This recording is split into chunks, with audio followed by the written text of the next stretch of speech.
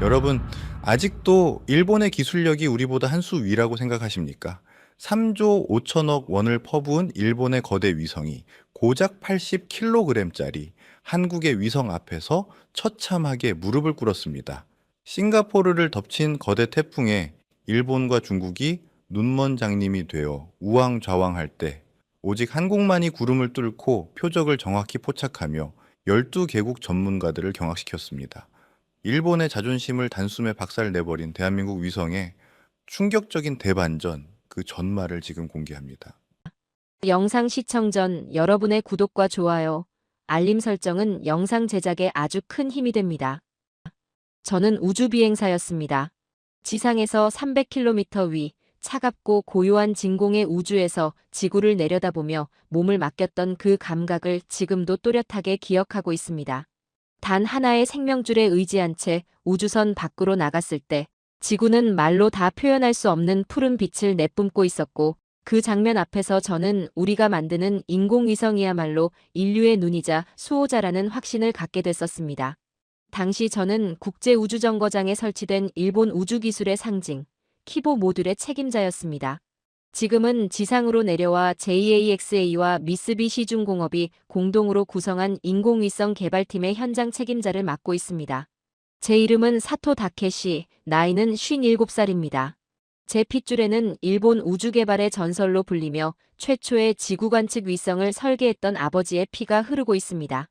아버지는 돌아가시기 직전 제 손을 꽉 잡고 이렇게 말씀하셨습니다. 일본의 우주기술은 아시아의 등대이니 그 불을 절대 꺼뜨려서는 안 된다고 말이죠. 그 한마디는 지난 30년 동안 제 경력을 지탱해 온 유일한 기준이었고 흔들리지 않는 나침반이었습니다. 지금 저는 싱가포르 마리나 베이 샌즈 컨벤션 센터의 환한 조명 아래 서 있습니다. 아시아 태평양 12개국이 참여하는 재난 감시 위성 네트워크 프로젝트 APDSN의 주도국을 결정하는 날이었죠. 총 예산 14조 원이 투입되는 이 프로젝트의 핵심은 분명했습니다. 태풍이나 쓰나미 같은 대규모 재난이 발생했을 때 얼마나 빠르고 정확하게 위성 영상을 제공할 수 있느냐는 것이었습니다. 이 프로젝트를 위해 일본은 지난 12년 동안 3조 5천억 원이라는 막대한 비용을 투입해 무게 3.5톤, 해상도 0.25m의 차세대 초정밀 위성을 완성했습니다. 일본 우주기술 50년의 성과가 집약된 결과물이었고, 아버지가 말했던 바로 그 등대였습니다. 저는 이 위성이 아시아의 하늘을 장악하게 될 것이라 확신한 채 싱가포르에 도착했습니다. 창의공항 활주로에 발을 디딘 순간 적도의 뜨거운 공기가 온몸을 감싸며 양복 안쪽까지 눅눅해지는 게 느껴졌습니다. 하지만 제 마음만큼은 이상하리만큼 가벼웠습니다. 공항에서 마리나 베이 샌즈로 향하는 택시 창밖으로 싱가포르의 화려한 야경이 흘러갔습니다. 가든 스바이더 베이의 슈퍼트리들이 뿜어내는 보라색과 파란색 불빛은 미래 도시를 미리 보는 듯했고, 고층 빌딩 사이로 습한 열대의 바람이 불고 있었습니다. 제 휴대전화 안에는 도쿄에서 마지막까지 점검했던 78장의 슬라이드가 들어있었습니다. 일본 위성기술 50년의 역사를 담은 흠잡을 데 없는 발표 자료였죠. 호텔에서 짐을 풀자마자 저는 곧바로 리셉션 행사장으로 향했습니다. 마리나 베이 샌즈 57층 옥상, 인피니티 풀 주변에는 12개국 대표단이 작은 그룹을 이루며 모여 있었습니다. 샴페인 잔이 부딪히는 소리와 여러 나라 언어가 뒤섞인 웅성거림이 공간을 채웠고, 어딘가에서는 은은한 자스민 향기가 퍼지고 있었습니다. 저는 10여 년 넘게 함께 일해온 동료들, 기술이사 다나카와 정밀 위성 사업이사 이토와 자연스럽게 자리를 잡았습니다. 다나카가 내일 발표 순서를 확인했냐고 묻자 저는 우리가 오전 첫 번째라고 답했습니다. 첫 발표국이라는 위치가 기준선을 정하기에 유리하다는데 우리 모두 같은 생각이었습니다. 그때 리셉션홀 반대편에서 낯선 사람들이 들어오는 모습이 눈에 들어왔습니다. 정장을 입은 아시아계 남성 4명이었는데 한 명은 40대 초반, 나머지 3명은 30대 초반으로 보였습니다. 명찰은 멀어서 읽히지 않았지만 그들이 들고 있는 서류 가방에 적힌 카이스트라는 글자가 단번에 눈에 띄었습니다. 저는 속으로 웃음이 나왔습니다. 일본은 JAXA와 미쓰비시중공업, 그리고 정부가 함께한 팀이었는데 한국은 대학 연구소를 대표로 내세운 셈이었죠. 인원도 4명뿐이었고 우리 12명 대표단의 3분의 1에 불과했습니다. 솔직히 말해 그 순간 제 마음에 든 감정은 경계심보다는 연민에 가까웠습니다. 제 옆으로 다가와 저들이 한국 대표단 같다고 말한 사람은 중국 국가우주국의 천밍 부국장이었습니다. 국제우주학회에서 몇 차례 얼굴을 튼 사이였죠. 그는 한국 대표단을 힐끗 보며 대학 연구소가 이 프로젝트에 지원했다는 게 의외라고 낮은 목소리로 말했습니다. 저는 웃으며 한국이 최근 자체 발사체를 성공시켜서 야심이 커졌을지도 모르지만 야심만으로는 위성 시스템을 만들 수 없다고 답했습니다. 천 부국장은 샴페인을 한 모금 마시며 별다른 관심을 보이지 않았고 저 역시 마찬가지였습니다. 그는 화제를 바꿔 일본의 정밀 위성 사양이 인상적이라는 말을 꺼냈고 저는 12년의 결과물이니 직접 보면 알게 될 거라고 자신있게 말했습니다. 천 부국장은 중국도 가오펀 시리즈에 8년을 쏟아부었지만 해상도에서는 일본을 따라잡지 못했다고 솔직하게 인정했습니다. 저는 자기 나라의 한계를 인정할 줄 아는 그 태도에 약간의 호감을 느꼈습니다.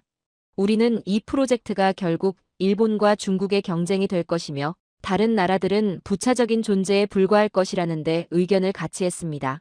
그때 한국 대표단의 리더로 보이는 박서준이 음료를 들고 우리 쪽으로 다가왔습니다.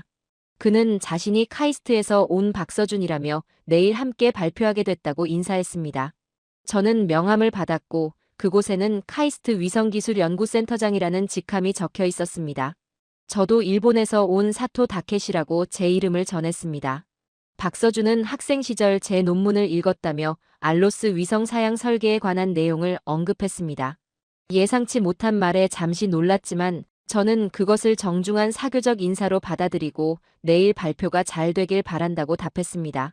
그의 뒷모습을 보며 천 부국장이 꽤 정중해 보인다고 말하자 저는 정중함만으로는 위성을 만들 수 없다고 단호하게 말했습니다. 밤이 깊어 호텔 방으로 돌아왔지만 쉽게 잠들 수 없었습니다.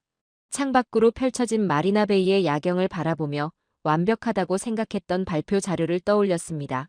그와 동시에 아버지의 목소리가 마음속에서 되살아났습니다. 일본 우주기술은 아시아의 등대이며 반드시 지켜야 한다는 그 말이 제 어깨를 다시 무겁게 눌렀습니다. 저는 그 말에 따라 30년을 살아왔고 내일 이 자리에서 그 성과를 증명할 생각이었습니다. 다음 날 아침 축구장 절반 크기의 컨벤션홀에는 약 200명의 전문가들이 모였습니다. 정면에는 15m 크기의 대형 LED 스크린이 설치돼 있었죠.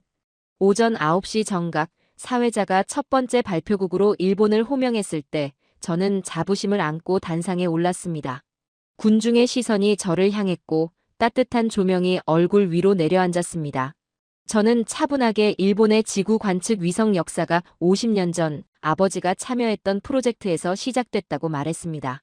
거칠고 흑백이던 사진 속에는 그 세월의 무게가 고스란히 담겨 있었습니다. 이어 일본이 지금까지 47기의 위성을 성공적으로 운용해 온 기록을 하나씩 설명하자 홀 안은 조용해졌습니다.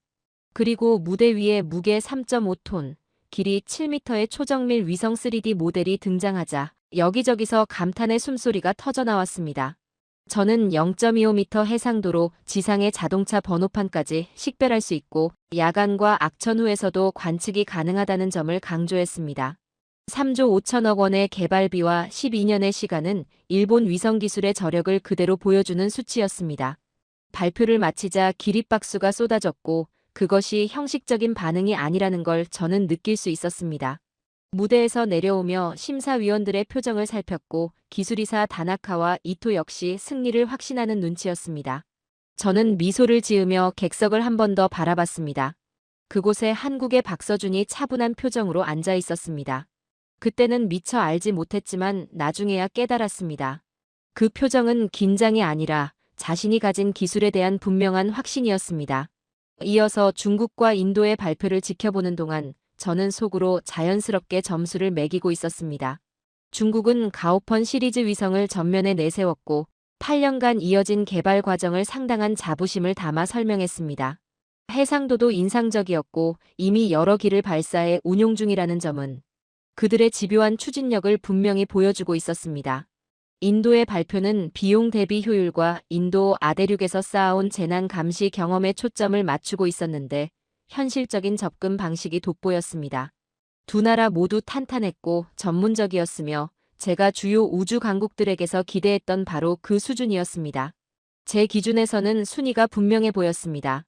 일본이 1등, 중국이 2등, 인도가 3등이었습니다. 흐름도 예측 가능했고 경쟁 구도 역시 안정적으로 느껴졌습니다. 저는 그 패턴이 마음에 들었고 상황을 편안하게 받아들이고 있었습니다. 점심시간이 되자 우리 팀은 마리나가 내려다 보이는 호텔 레스토랑에 모였습니다. 모두가 승리감을 느끼고 있었고 대화는 자연스럽게 한국팀 이야기로 흘러갔습니다. 다나카는 한국의 카이스트 팀이 과연 우리 발표와 경쟁할 만한 무엇을 내놓을 수 있을지 궁금하다고 말했습니다. 이토는 웃으며 국가 우주기관과 대형 항공우주 기업들이 참여한 경쟁에서 대학 연구팀을 앞세운다는 건 용기가 필요하긴 하다며 그 점만큼은 인정해야겠다고 했습니다. 대학 연구소가 이런 규모의 국가 프로젝트 입찰에 나섰다는 사실 자체는 대단하다는 농담이 오갔습니다. 누군가는 한국이 최근에야 자체 발사체에 성공했으니 아직 우주 시스템의 기초를 배우는 단계일 거라고 말했습니다. 테이블을 감싸는 분위기는 대체로 비슷했습니다. 한국이 이론적으로 흥미로운 아이디어나 연구 결과를 보여줄 수는 있겠지만 일본이 쌓아온 검증된 기술력과 수십 년의 운용 경험과 실제로 경쟁할 수 있는 수준은 아닐 거라는 생각이었습니다. 우리는 음식을 주문하며 오후 세션 이야기를 이어갔고 특별한 변수는 없을 거라고 확신하고 있었습니다. 오후 세션이 시작되고 사회자가 6번째 발표국으로 대한민국을 호명했을 때 저는 휴대전화를 꺼내 도쿄에서 온 이메일을 확인하고 있었습니다. 본사에서는 오전 발표에 대한 반응과 함께 위성 배치 일정과 관련된 기술적인 질문을 보내왔고 답장이 필요한 상황이었습니다.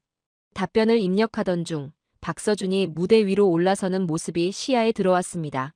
그의 팀원들은 노트북을 펼쳐 앞줄에 앉아 있었는데 긴장보다는 준비가 잘 된 느낌이었습니다. 박서준은 마이크 앞에 서서 유창한 영어로 차분하게 인사를 건넸습니다. 한국 카이스트 위성기술연구센터의 박서준이라 소개하며 오늘은 재난 감시에 대한 다른 접근 방식을 보여드리고 싶다고 말했습니다.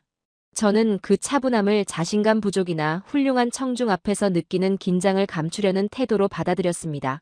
경쟁에 압도된 상황에서도 침착해 보이려 애쓰는 모습이라고 생각했죠.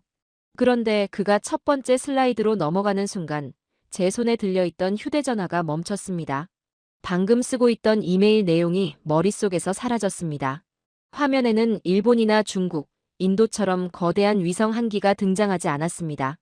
대신 14개의 작은 위성들이 지구 주변을 편대를 이루며 비행하는 시뮬레이션 영상이 나타났습니다. 위성들은 새떼처럼 함께 움직이며 궤도를 돌고 있었고 정확한 간격을 유지한 채 조화를 이루고 있었습니다. 우주의 검은 배경 속에서 밝은 점처럼 빛나며 살아있는 것처럼 유기적으로 움직이는 모습이 인상적이었습니다. 저는 그것들이 별자리처럼 회전하며 정확하게 편대를 유지하는 장면에 자연스럽게 시선을 빼앗겼습니다. 그 시각적 표현은 지금까지 제가 봐온 어떤 위성 발표와도 달랐습니다. 대부분의 나라가 하나의 거대한 위성을 내세우며 크기와 성능을 강조했다면 한국은 함께 작동하는 작은 위성들의 집단을 보여주고 있었습니다. 박서준은 설명을 이어갔습니다. 한국은 APDSN 프로젝트를 위해 마이크로 클러스터 위성 시스템을 제안한다고 했습니다. 하나의 대형 위성 대신 팀처럼 작동하는 14개의 소형 위성을 운용한다는 방식이었습니다. 각 위성의 무게는 80kg이라고 했습니다. 80kg이라는 말에 저는 제 귀를 의심했습니다. 다나카를 바라보자 그 역시 눈썹을 치켜 올린 채 저를 보고 있었습니다. 일본의 3.5톤 위성과 비교하면 40분의 1도 되지 않는 무게였습니다. 우리 위성이 소형 자동차 크기라면 그들의 위성은 사람 한 명 정도의 무게였습니다. 중국 대표단 쪽에서 조용한 웃음소리가 들려왔습니다. 총 개발비는 4,200억 원이라는 설명이 이어졌습니다. 그 숫자는 저도 모르게 눈을 깜빡이게 만들었습니다. 일본은 3조 5천억 원을 투입했습니다. 한국의 전체 예산은 우리가 단일 위성 하나에 쓴 비용의 약 10분의 1에 불과했습니다. 저는 다나카와 다시 눈을 마주쳤고 적은 투자는 곧 낮은 기술 수준을 의미한다는 생각이 자연스럽게 들었습니다. 최첨단 우주기술에는 막대한 자본이 필요하다는 건 상식이었고 그 숫자들은 한국이 이 경쟁에서 역부족이라는 증거처럼 보였습니다. 하지만 박서준이 다음 슬라이드를 넘기는 순간 상황은 달라졌습니다. 화면에는 14개의 위성이 궤도에 서로 다른 지점에 배치된 세계 지도가 나타났고 색깔 선으로 표시된 커버리지 영역이 아시아 태평양 전역을 촘촘하게 덮고 있었습니다. 그는 평균 지구 재방문 주기가 35분이라고 설명했습니다. 아시아 태평양 지역 어디든 요청 후 35분 이내에 촬영이 가능하다는 말이었습니다. 저는 무의식적으로 자세를 고쳐 앉았습니다. 일본 위성의 재방문 주기는 12시간이었습니다. 재난이 발생했을 때 경우에 따라 12시간을 기다려야 다시 촬영할 수 있다는 뜻이었습니다. 중국은 약 10시간, 인도도 비슷한 수준이었습니다. 그런데 35분이라니요. 그것은 단순한 개선이 아니라 전혀 다른 차원의 능력이었습니다.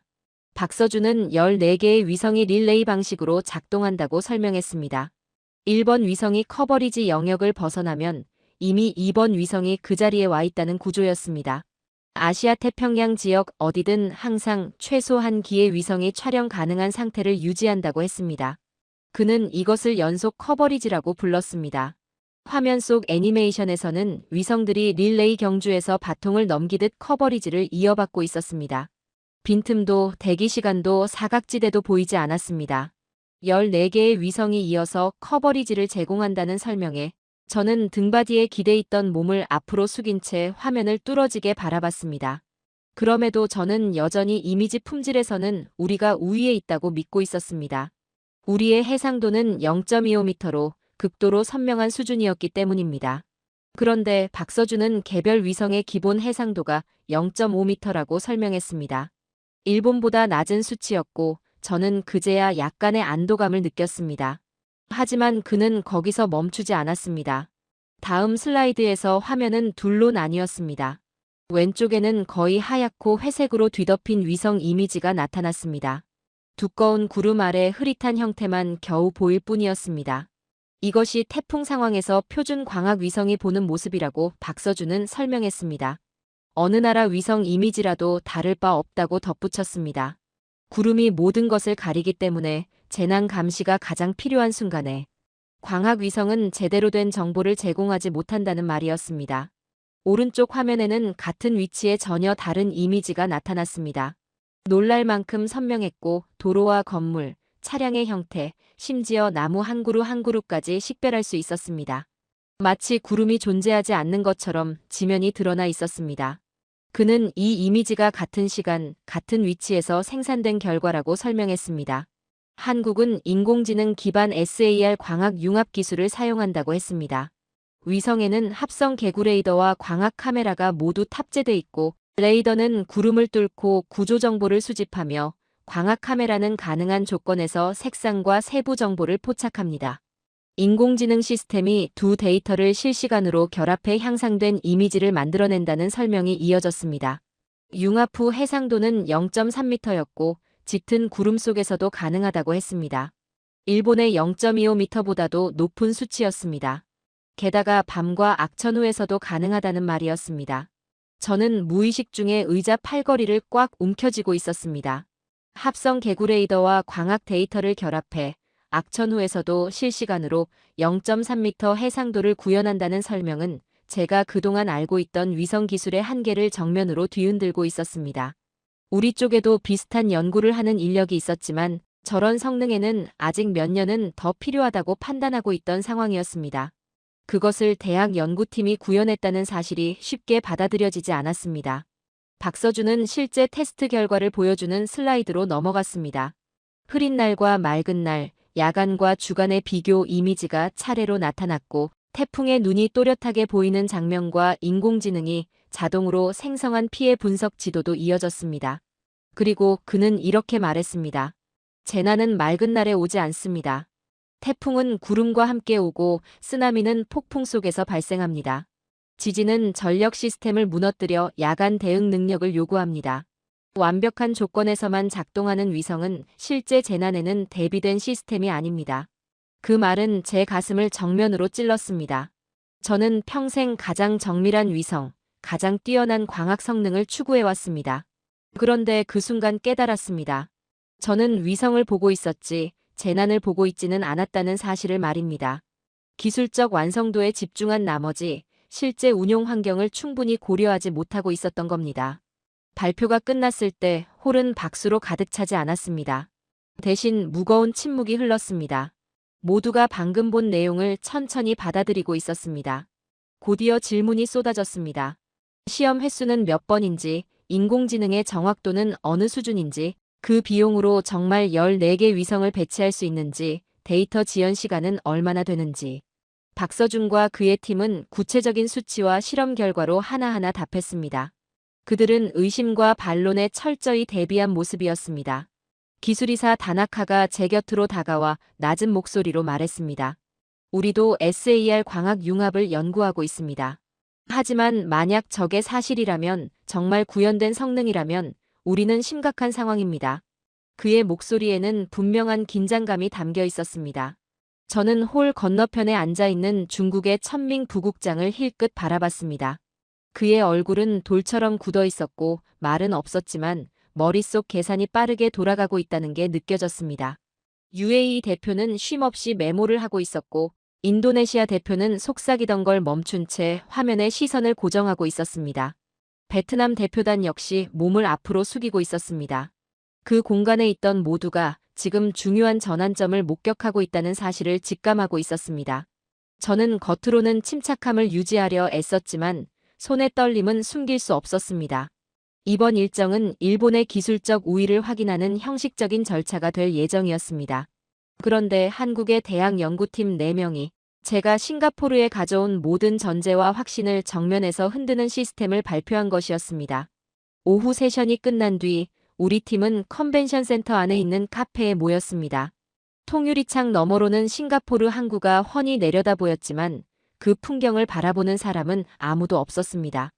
우리는 다른 나라 대표단들과 떨어진 구석 테이블에 앉았습니다.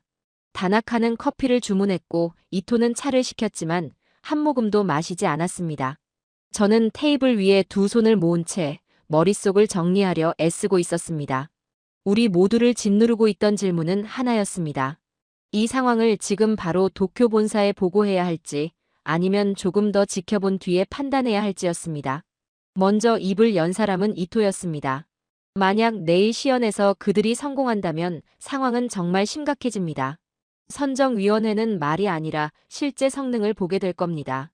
그리고 그 위성들이 정말 발표한 대로 작동한다면 우리 제안은 한순간의 구식으로 보일 수 있습니다. 그는 낮은 목소리로 말했지만 그 안에는 분명한 불안이 담겨 있었습니다. 다나카도 고개를 끄덕였습니다. 그들이 보여준 융합 기술이 사실이라면 판이 완전히 바뀝니다. 우리는 비슷한 개념을 3년째 연구 중이지만 저런 성능과는 아직 거리가 멉니다. 연구부서에서는 실제 운용까지 최소한 5년은 더 걸린다고 했습니다. 그들이 정말로 돌파구를 만든 건지 아니면 능력을 과장한 건지 둘 중 하나입니다. 저는 잠시 말을 멈추고 곰곰이 생각했습니다. 과장일 가능성도 분명히 있었습니다. 발표 영상은 얼마든지 연출할 수 있고 시뮬레이션은 현실과 다른 이상적인 상황을 보여줄 수 있습니다. 하지만 박서준의 태도는 이상하게 마음에 걸렸습니다. 그는 무언가를 팔기 위해 부풀려 말하는 사람처럼 보이지 않았습니다. 실제 시험 결과를 설명하는 엔지니어의 모습에 가까웠습니다. 저는 결론을 내렸습니다. 도쿄에는 아직 아무것도 보고하지 맙시다. 내일 시연을 직접 보고 판단합시다. 실제 조건에서 그들의 시스템이 무엇을 보여주는지 확인해야 합니다. 만약 실패한다면 걱정할 필요가 없고 성공한다면 우리가 무엇을 상대하고 있는지 정확히 알 수 있습니다. 그때 본사에 보고해도 늦지 않습니다. 다나카와 이토 모두 제 판단에 동의했습니다. 우리는 자리를 정리하고 호텔로 돌아갔습니다.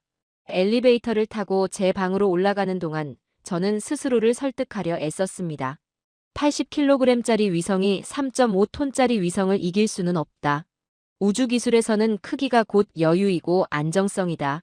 더 큰 위성은 더 좋은 센서와 더 많은 연료, 더 많은 예비 시스템을 실을 수 있다. 우리 위성은 일본 최고의 엔지니어들이 12년 동안 만든 결정체다. 그들의 위성은 대학 연구진이 만든 것이다. 자원과 경험에서 비교가 될 리 없다고 스스로에게 말했습니다. 하지만 그런 생각을 하는 동안에도 심장은 평소보다 빠르게 뛰고 있었습니다. 숫자들이 머릿속에서 계속 맴돌았습니다. 우리의 재방문 시간 12시간과 그들의 35분. 맑은 날씨에서의 0.25m와 구름 속에서도 가능한 0.3m. 3조 5천억 원과 4,200억 원. 하나의 위성과 14개의 위성. 비교할수록 실제 재난 감시라는 목적에서는 그들의 방식이 더 합리적으로 보였습니다. 비록 순수한 광학 해상도만 놓고 보면 우리가 앞서 있었지만 말입니다.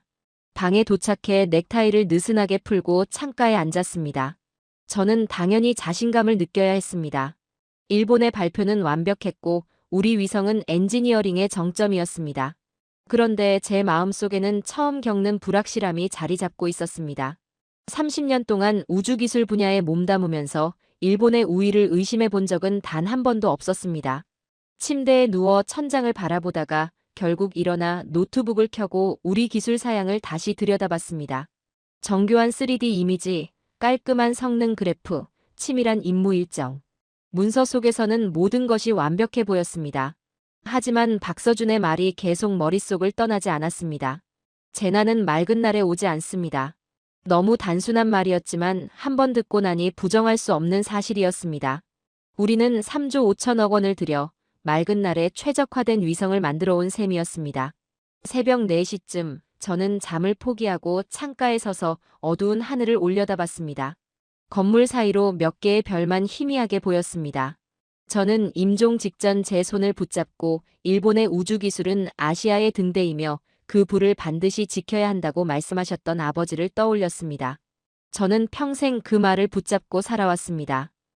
국제우주정거장에서 일했고 개발 프로그램을 이끌었고 논문을 쓰고 엔지니어들을 키우며 일본 우주기술을 앞으로 밀어왔습니다. 그런데 지금 한국에서 온 4명의 연구팀이 우리가 잘못된 방향으로 가고 있었을지도 모른다는 사실을 증명할 상황에 놓여 있었습니다. 저는 창문에 비친 제 모습 앞에서 주먹을 꽉 쥐었습니다. 일본의 자존심과 3조 5천억 원의 투자를 반드시 지켜야 했습니다. 내일 시연이 모든 것을 결정할 겁니다.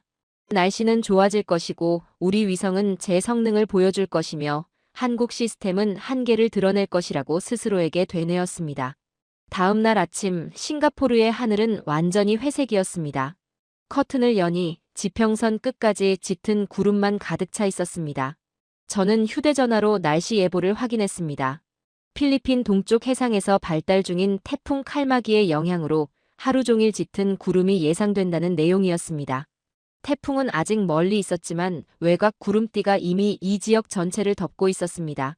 에어컨이 돌아가고 있었지만 이마에는 땀이 맺혔습니다. 우리 시연으로서는 최악의 날씨였습니다. 거울 앞에서 넥타이를 매며 저는 이 상황의 아이러니를 느꼈습니다. 우리는 재난 감시 위성 네트워크 입찰을 위해 이곳에 왔고 실제 태풍이 바로 그 재난 조건을 만들어내고 있었습니다. 그리고 그 조건은 우리 시스템이 아니라 한국 시스템에 유리했습니다. 우리의 광학 위성은 구름을 뚫지 못했고 그들의 레이더 융합 시스템은 가능했습니다. 아침 식사 자리에서 다나카와 이토를 만났지만 누구도 제대로 먹지 못했습니다.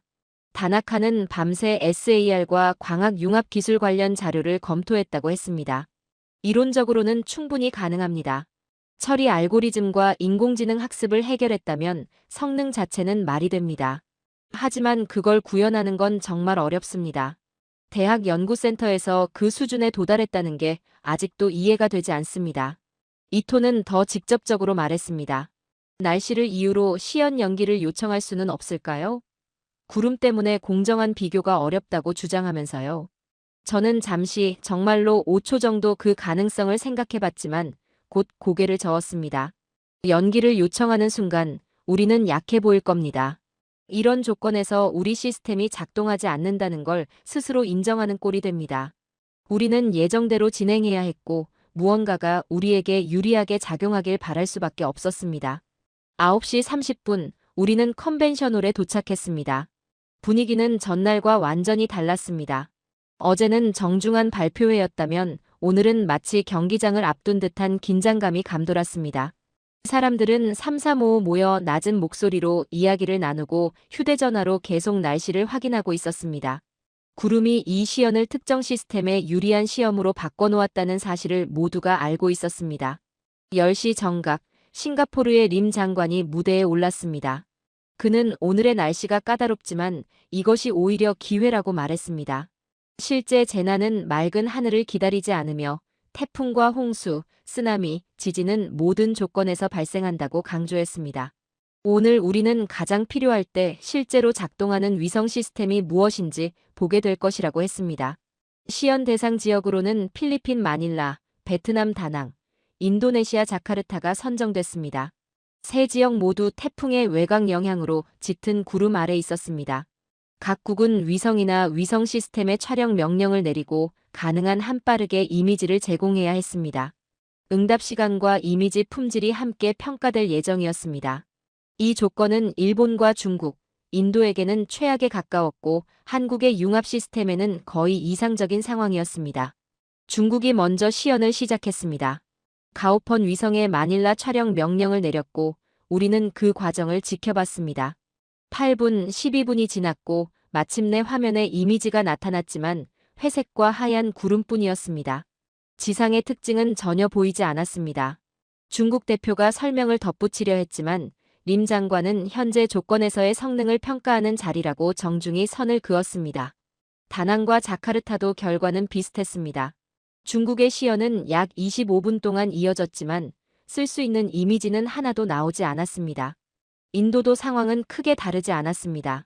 일부 이미지에서 해안선의 윤곽이 어렴풋이 보이긴 했지만 재난 대응에 활용할 수 있을 수준은 아니었습니다. 가장 나은 결과의 응답 시간은 32분이었습니다. 이제 일본 차례였습니다. 저는 노트북을 들고 단상으로 걸어갔습니다. 다리가 살짝 흔들렸지만 얼굴만큼은 침착하게 유지하려 애썼습니다. 도쿄의 위성통제센터와 보안 연결을 설정하자 오랜 시간 함께 일해온 엔지니어들의 얼굴이 화면에 나타났습니다. 저는 마닐라 지역 촬영을 시작하겠다고 설명하고 명령을 내렸습니다. 위성은 서태평양 상공에 있었고 촬영 위치에 접근하는데 약 15분이 걸렸습니다. 우리는 기다렸습니다. 저는 연단에서 위성의 성능을 간단히 설명하며 시간을 채우려 했습니다. 촬영이 시작되고 데이터가 전송됐습니다. 화면에 이미지가 나타나는 순간 제 심장은 내려앉았습니다. 짙은 회색 구름이 도시 전체를 덮고 있었고 바다와 육지의 경계만 희미하게 구분될 뿐이었습니다. 도로도 건물도 실질적으로 쓸 수 있는 정보는 아무것도 없었습니다. 응답 시간은 17분이었습니다. 인도보다는 나았지만 결코 인상적인 수치는 아니었습니다. 베트남, 자카르타로 이어진 결과도 크게 다르지 않았습니다. 자카르타의 경우 궤도 문제로 총 응답 시간이 47분까지 늘어났고 이미지 품질 역시 재난 대응에는 부족했습니다. 제자리로 돌아왔을 때 얼굴이 뜨거워지는 걸 느꼈습니다. 다나카와 이토의 표정은 창백했습니다. 우리는 방금 3조 5천억 원을 들여 만든 일본의 위성이 가장 필요한 상황에서는 거의 쓸모가 없다는 사실을 모두 앞에서 보여준 셈이었습니다. 저는 손의 떨림을 숨기기 위해 두 손을 꼭 모았습니다. 이제 모두가 그 질문에 대한 한국의 답이 실제로 작동하는지를 보게 될 차례였습니다. 림 장관은 대한민국이 마지막으로 시연을 진행할 것이라고 발표했습니다. 박서준은 자리에서 일어나 조용히 홀 앞쪽으로 걸어 나왔습니다. 그의 손에는 얇은 노트북 한 대뿐이었고 다른 장비는 보이지 않았습니다. 커다란 장비 상자도 없었고 복잡한 통제 장치를 설치하는 여러 명의 인원도 없었습니다. 컴퓨터 한 대를 든 한 사람이 전부였습니다. 그는 노트북을 디스플레이 시스템에 연결한 뒤 프로그램을 실행했습니다. 화면에는 놀랄 만큼 단순하고 정돈된 제어 화면이 나타났습니다. 상단에는 14개의 녹색 점이 세계 지도 위에 표시돼 있었는데 각각 궤도에 있는 위성을 의미하고 있었습니다. 아래에는 위성별 상태 패널이 나란히 배치돼 있었고 14개 모두 녹색 표시등이 켜져 있었습니다. 모든 시스템이 정상이라는 뜻이었습니다. 박서준은 청중을 향해 고개를 끄덕이며 인사했습니다. 좋은 아침입니다. 저희 클러스터 시스템은 현재 정상 작동 중입니다. 14개 위성 모두 지상국과 연결돼 있으며 지금부터 마닐라를 시작으로 3개의 목표 지역을 시연하겠습니다. 그는 지도에서 마닐라를 클릭했습니다. 즉시 화면이 반응하며 해당 지역을 커버할 수 있는 위성들이 강조 표시됐습니다. 2개는 이미 상공에 있었고 하나는 접근 중이었으며 하나는 곧 벗어나는 상태였습니다. 앞으로 10분 안에 총 4개의 위성이 마닐라를 커버할 수 있다는 사실이 색깔로 표시된 궤도 선을 통해 직관적으로 드러났습니다. 박서준은 가장 가까운 위성을 선택하고 촬영을 시작했습니다. 저는 화면 한쪽에 표시된 타이머를 지켜봤습니다. 30초 1분. 먼저 SAR 데이터가 내려오기 시작했고 화면 왼쪽에는 마닐라 일대가 거칠고 흑백으로 표현된 이미지가 나타났습니다. 이미지는 솔직히 말해 인상적이지 않았습니다. 오래된 레이더 사진처럼 보였고 육지와 바다의 윤곽, 건물로 보이는 밝은 점들만 어렴풋이 확인할 수 있을 뿐이었습니다. 무엇이 있는지는 알 수 있었지만 구체적인 정보라고 하긴 어려웠습니다. 박서준은 차분하게 설명했습니다. 이것은 합성 개구 레이더 화면입니다. 레이더는 구름을 통과해 날씨와 상관없이 지면의 구조를 파악할 수 있습니다. 원시 SAR 모드의 해상도는 약 2m 수준으로 정밀 분석에는 부족하지만 기본적인 틀을 제공합니다.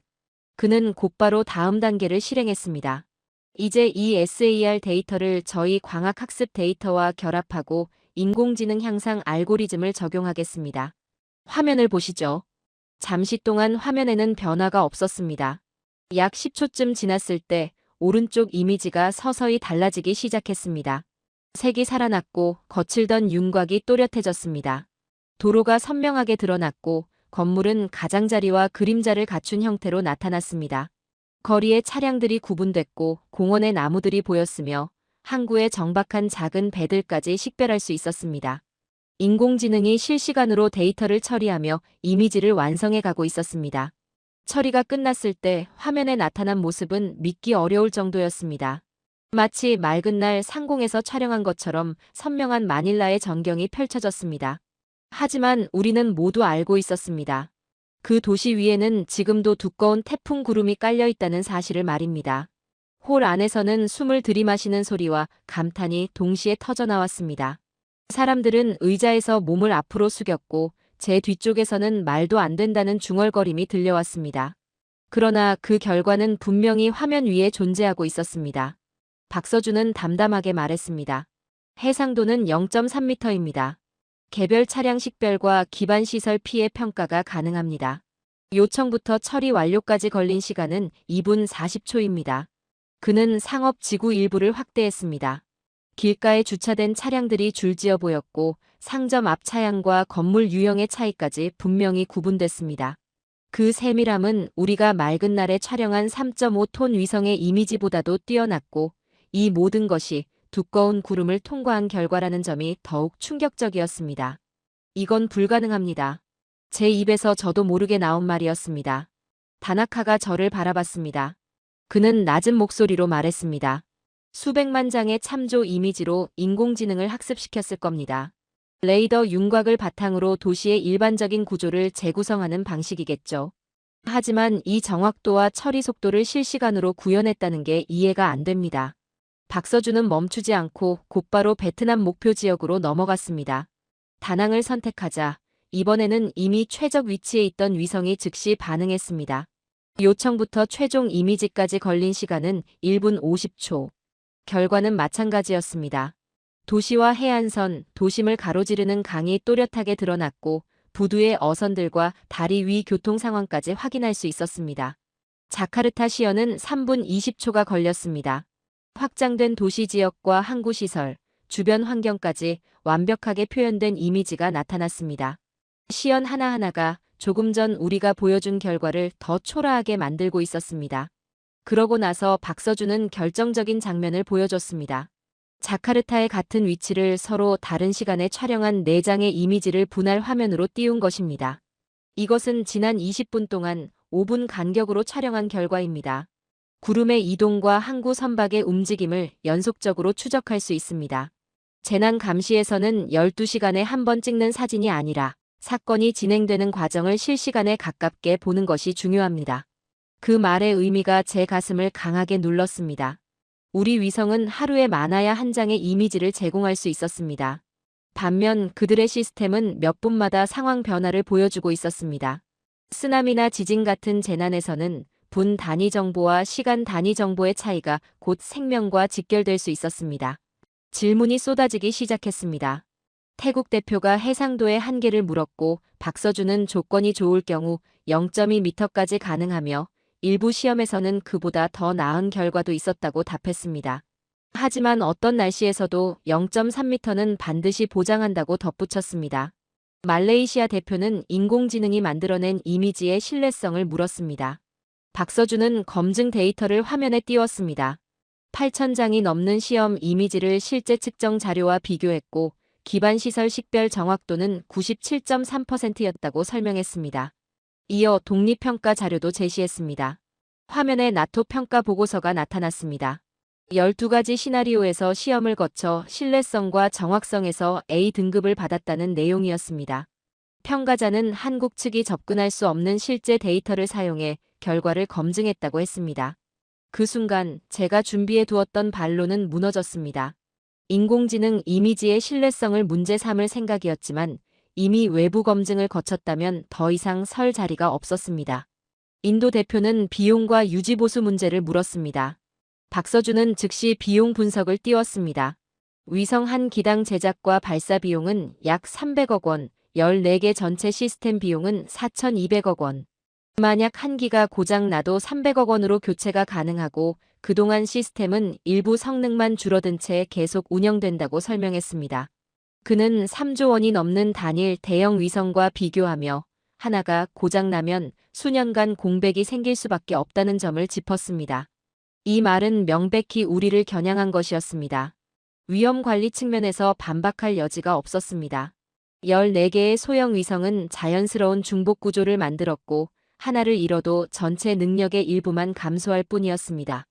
반면 우리의 위성은 단 하나의 실패 지점이었습니다. 마침내 UAE 대표가 제가 가장 두려워하던 질문을 던졌습니다. 실제 긴급 상황에서 초 단위가 중요한 상황에서는 얼마나 빨리 정보를 제공할 수 있습니까? 박서준은 즉시 시뮬레이션을 실행했습니다. 규모 7의 지진이 오전 10시 42분에 발생한다고 가정했습니다. 가장 가까운 위성은 3분 거리였고 10시 45분에 첫 SAR 이미지, 10시 47분에 처리된 고해상도 융합 이미지가 제공된다고 설명했습니다.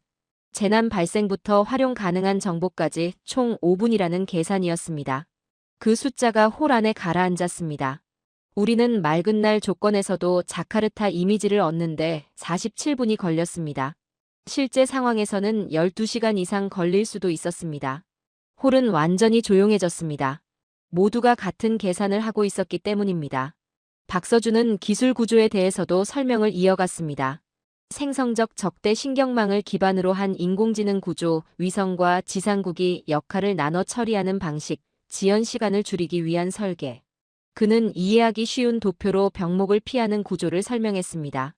시스템은 처음부터 이미지 품질만이 아니라 속도와 효율을 목표로 설계돼 있었습니다. 질문은 계속됐지만 그의 팀은 모든 질문에 구체적인 수치와 시험 결과로 답했습니다. 추상적인 약속이나 전망은 없었고 모든 설명은 실제 데이터와 제3자 검증에 근거하고 있었습니다. 저는 의자에 앉은 채 움직일 수 없었습니다. 이 시연은 성공을 넘어 우리에게 치명적이었습니다. 한국은 재난 감시에 필요한 것이 무엇인지 정확히 이해했고 그것을 우리가 쓴 비용의 일부로 구현해냈습니다. 기술은 증명됐고 성능은 명확했으며 장점은 압도적이었습니다.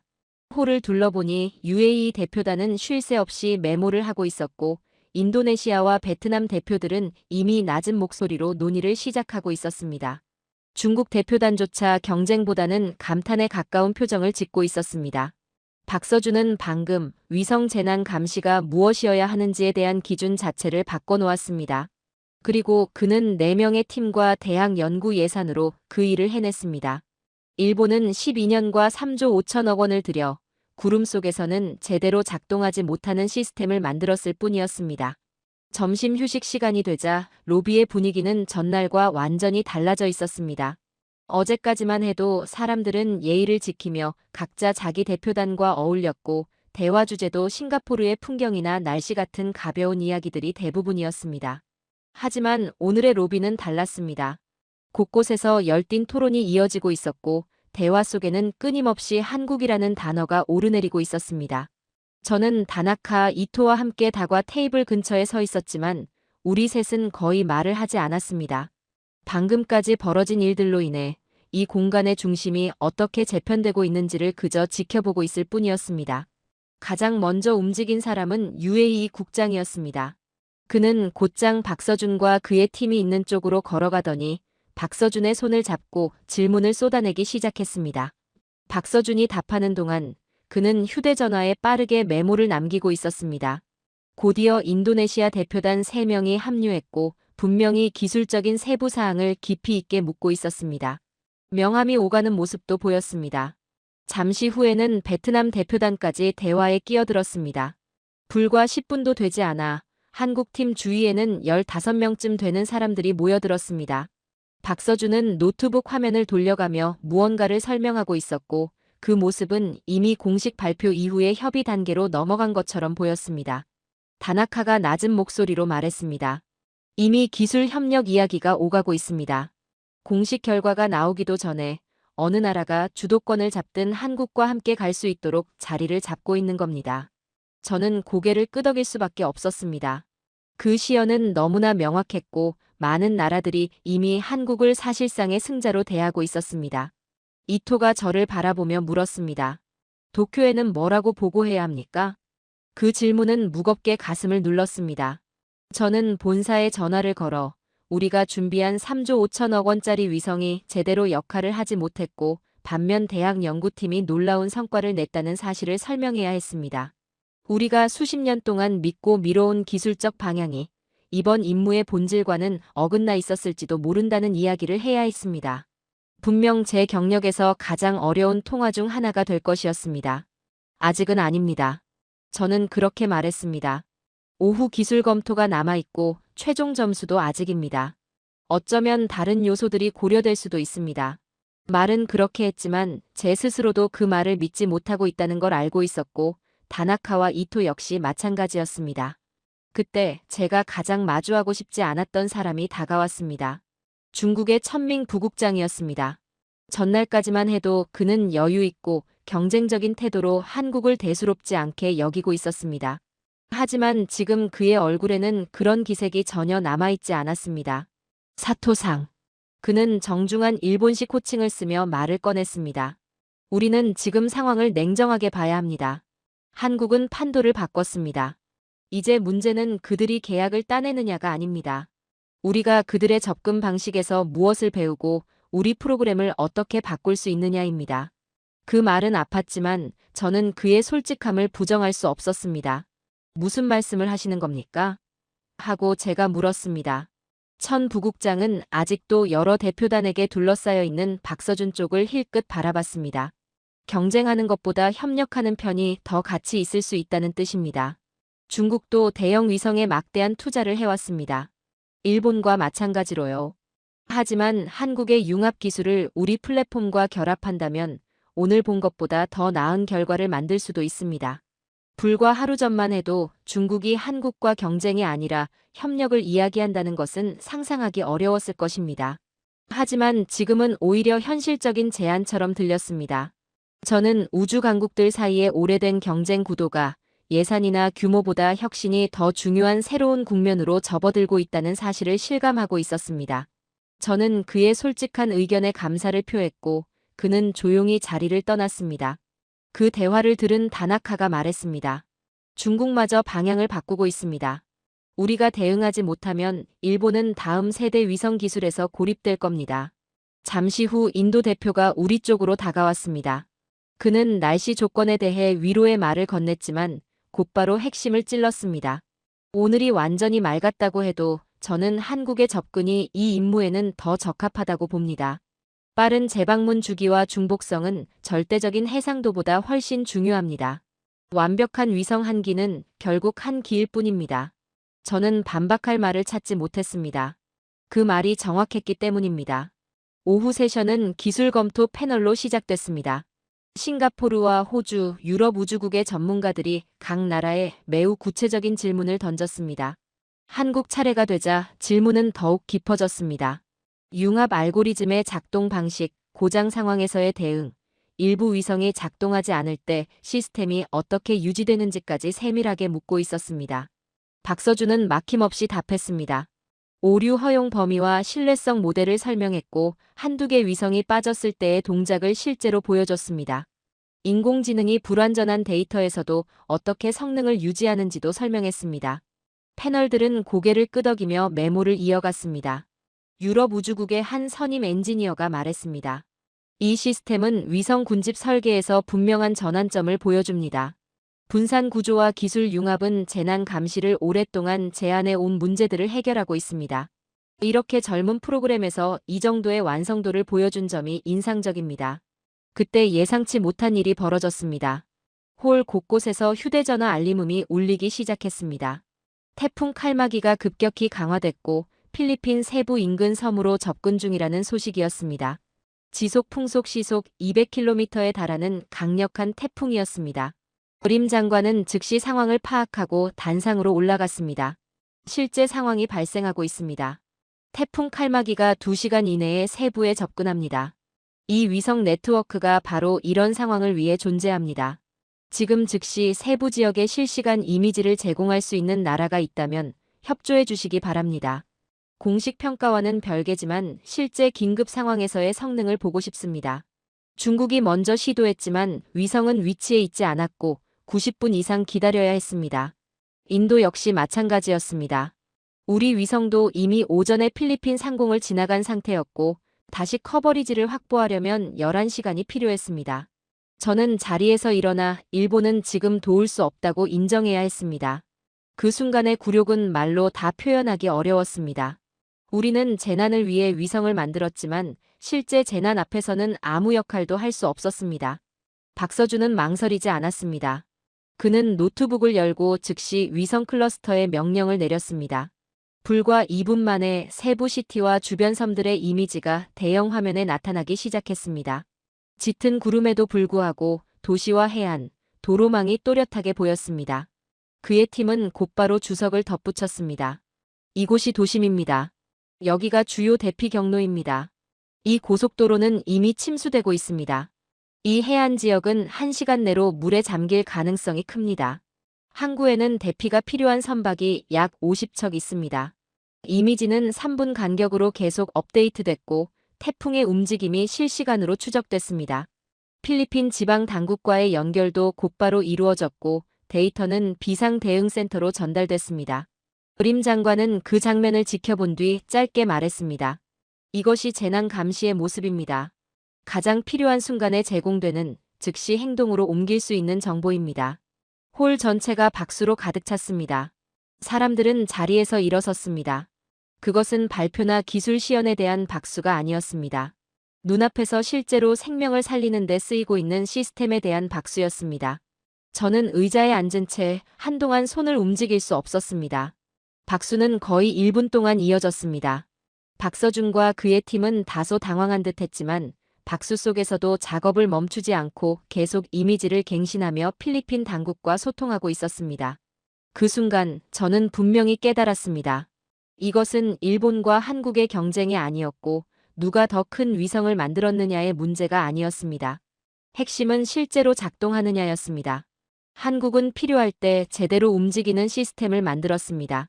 그리고 저는 그 과정을 지켜보며 기술의 방향이 어디를 향해야 하는지 처음으로 분명하게 느끼고 있었습니다. 그날 저녁, 저는 호텔방에서 도쿄로 전화를 걸었습니다. 창밖으로 보이는 마리나베이의 모습은 불과 이틀 전까지만 해도 희망으로 가득 차 보였지만 이제는 실패를 떠올리게 하는 풍경이었습니다. 저는 국장에게 전화를 걸어 싱가포르에서 벌어진 일을 차분히 설명했습니다. 한국의 시연 내용과 태풍이 겹쳤던 상황, 그리고 결정적인 순간에 우리가 아무것도 하지 못했다는 사실까지 모두 말했습니다. 설명을 이어가는 동안 제 목소리는 몇 차례 흔들렸습니다. 제 이야기가 끝나자 국장은 한동안 말을 하지 않았습니다. 잠시 흐른 침묵 끝에 그는 이렇게 말했습니다. 전체 기술 보고서를 준비하세요. 그들이 무엇을 만들었고 어떻게 그 수준에 도달했는지 정확히 알아야 합니다. 이번 일은 우리 위성 프로그램의 방향 자체를 다시 그리게 될 겁니다. 전화는 그렇게 끝났습니다. 저는 침대에 앉은 채 한동안 수화기를 내려놓지 못했습니다. 30년의 경력, 3조 5천억 원의 투자, 12년의 개발 기간. 그 모든 것이 이 순간으로 이어졌다는 사실이 무겁게 다가왔습니다. 우리는 대학에서 온 4명의 연구팀에게 완전히 밀렸습니다. 다음 날 아침 림 장관이 최종 결과를 발표했습니다. 선정위원회는 기술 성능, 비용 효율성, 응답 시간, 그리고 입증된 실제 능력을 기준으로 판단했다고 밝혔습니다. 아시아 태평양 재난 감시 위성 네트워크의 1등과 주 계약자는 대한민국이었습니다. 2등은 중국, 3등은 인도였고 일본은 4등으로 평가됐습니다. 4등이라는 결과는 받아들이기 쉽지 않았습니다. 우리가 기술적으로 가장 앞서 있다고 믿어왔던 나라들보다 뒤에 서게 된 것이었기 때문입니다. 홀은 한국을 향한 박수로 가득 찼습니다. 저도 다른 사람들과 함께 박수를 쳤지만 손끝에는 힘이 들어가지 않았습니다. 박서준이 단상에 올라 짧은 소감을 말했습니다. 그런데 그는 승리를 자축하지 않았습니다. 대신 제가 전혀 예상하지 못했던 제안을 꺼냈습니다. 일본은 50년에 걸친 위성 운용 경험과 세계 최고 수준의 정밀 광학 기술을 가지고 있습니다. 한국은 빠른 대응과 융합 기술을 가지고 있습니다. 따로라면 우리 모두 한계가 있습니다. 하지만 함께라면 어느 쪽도 혼자서는 만들 수 없는 시스템을 만들 수 있습니다. 일본과 한국이 이 프로젝트에서 파트너로 협력할 것을 제안합니다. 여러분의 정밀함과 우리의 커버리지를 결합합시다. 경험과 혁신을 함께 모아 진정으로 완성도 높은 시스템을 만듭시다. 홀 안이 조용해졌습니다. 모든 시선이 제게 향했습니다. 저는 천천히 자리에서 일어났습니다. 이것은 제가 싱가포르에 오기 전 상상했던 결말은 아니었지만 박서준의 제안에는 분명한 가치가 있었습니다. 그는 경쟁이 아니라 협력을 말하고 있었습니다. 배제가 아니라 공존을 제안하고 있었습니다. 그 순간 아버지의 말씀이 떠올랐습니다. 어쩌면 그 등대는 일본 혼자서만 들어야 하는 것이 아닐지도 모른다는 생각이 들었습니다. 함께 나누면 더 넓은 바다를 비출 수도 있으니까요. 저는 박서준이 서 있는 쪽으로 걸어가 손을 내밀었습니다. 그는 잠시 망설임 없이 제 손을 잡았습니다. 당신의 제안을 받아들이겠습니다. 제가 말했습니다. 이 시스템을 함께 만듭시다. 홀은 다시 한번 큰 박수로 가득 찼습니다. 이번 박수는 이전보다 훨씬 뜨거웠습니다. 제 얼굴로 눈물이 흘러내렸지만 저는 그것을 숨기지 않았습니다.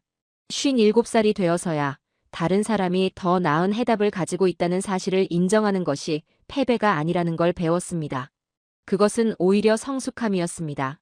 그 후 3일 동안 박서준과 저는 각자의 팀과 함께 파트너십 구조를 구체화했습니다.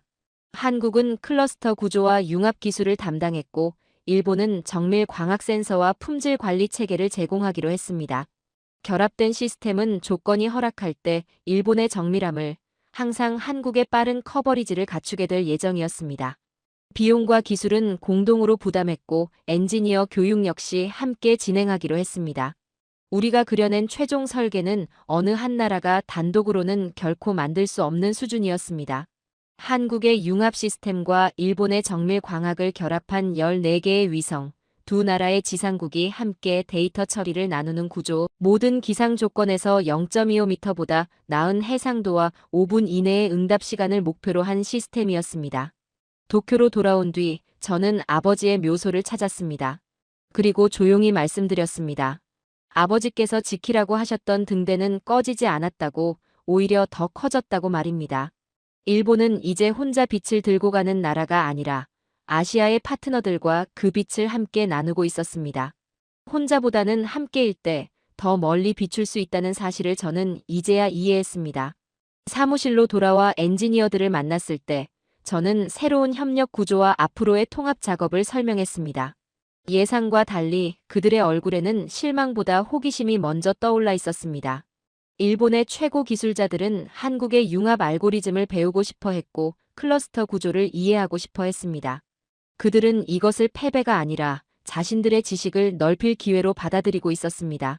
몇 주 뒤 한국 엔지니어들이 도쿄에 도착했고 일본 엔지니어들은 서울로 향했습니다. 연구실을 오가며 코드와 설계, 시험 결과를 모두 공유했습니다. 협력은 제가 예상했던 것보다 훨씬 깊었고 양쪽 모두 서로에게서 많은 것을 배웠습니다. 한국 팀은 일본의 엄격한 품질 관리와 시험 절차에 감탄했고 우리는 그들의 소프트웨어 구조와 인공지능 학습 방식에 놀랐습니다.